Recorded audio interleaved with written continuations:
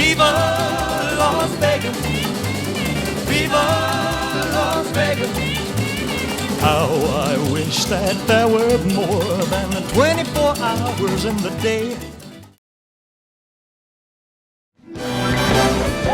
Ladies and gentlemen, the King of Las Vegas,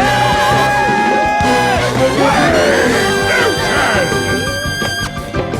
Well, to be called Mr. Las Vegas is in some ways funny for me. I think that if I had to be totally introspective about it, it's the greatest compliment in the world. Some of the greatest talents in the world have played this town. So to be so totally identified with a city is, in some ways, puts a smile on my face. In other ways, I also realize a great responsibility that goes with it. In other words, baby, kiss me. Fill my heart with song, let us sing forevermore. You are all I long for, all I worship and adore. When I was 4 years old, my parents took me to see a Grand Ole Opry roadshow that had come through Roanoke, Virginia, which is where I'm from originally. And I was so inspired by the performers, not necessarily what they were singing or doing, but I found myself, and I remember it like it was yesterday, sitting there looking at the people in the audience and seeing the reaction on their faces. And I said to my mother, that's what I want to do. Baby face, you got the cutest little baby face. There's not another one can take your place. Baby face, my boy, you should have started something. My mother told me as a child, she said, find something that you love to do and you will never work a day in your life. And that was the most profound, in retrospect, piece of advice I had ever gotten. And I always remembered it.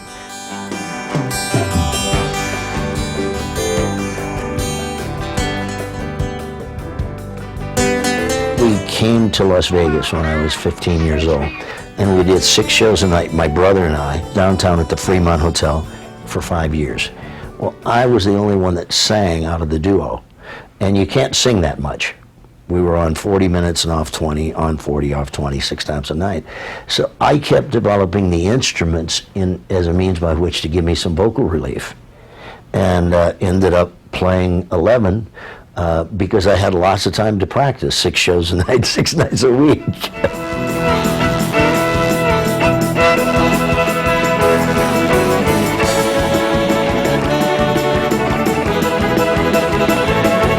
For a guy that can't write music, that's not too bad, but maybe it's because I don't know how well I play them either. I've been asked about working with legends and true honest-to-God legends, and it's so interesting to me because I reflected on it when Elvis passed away, because he and I were very close friends, and I reflected on it in every instance since then about the people that I've been lucky enough to have a portion of their life, interact with mine in some way, and truly call them friends of mine. Frank Sinatra and Dean Martin, Lucille Ball, Jack Benny, Jackie Gleason, and I could go on and on and on and on. And it never occurred to me that they were these quote-unquote legends that one day I would be looking back and saying, my God, I wish I'd spent more time, or I wish I had done this, or I wish I'd done that.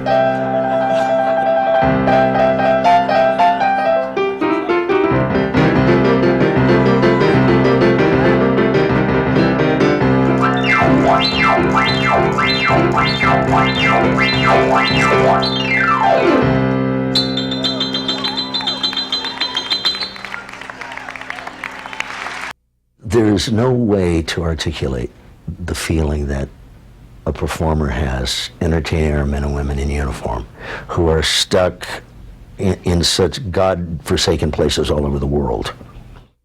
So when we can bring a little bit of home to them for 2 hours of their day, it is amazing what that does to their morale. We bring home so much more than we take. And I tell all the performers, this will change your life. And I've been in every confrontation our country's been in since Vietnam, and I was there twice, in 66 and 68. It is absolutely one of the highlights of my life. I was given the highest award that can be given to a civilian from the Defense Department. I feel that what I have done for our men and women in uniform pales by comparison from so many other people who have, given so much, in some instances, their own lives for our country and for our men and women in uniform. Darkest shame, darling, darkest shame. Thank you for all the joy and pain. Pictures show. I think that a show like I do, I liken it to a dinner, having dinner. And if too much chocolate cake is the dinner, then you're not going to be totally fulfilled. And if it's too much steak or potatoes or beans or whatever you're having, then you're not going to be fulfilled. I think it's the combination of all of that.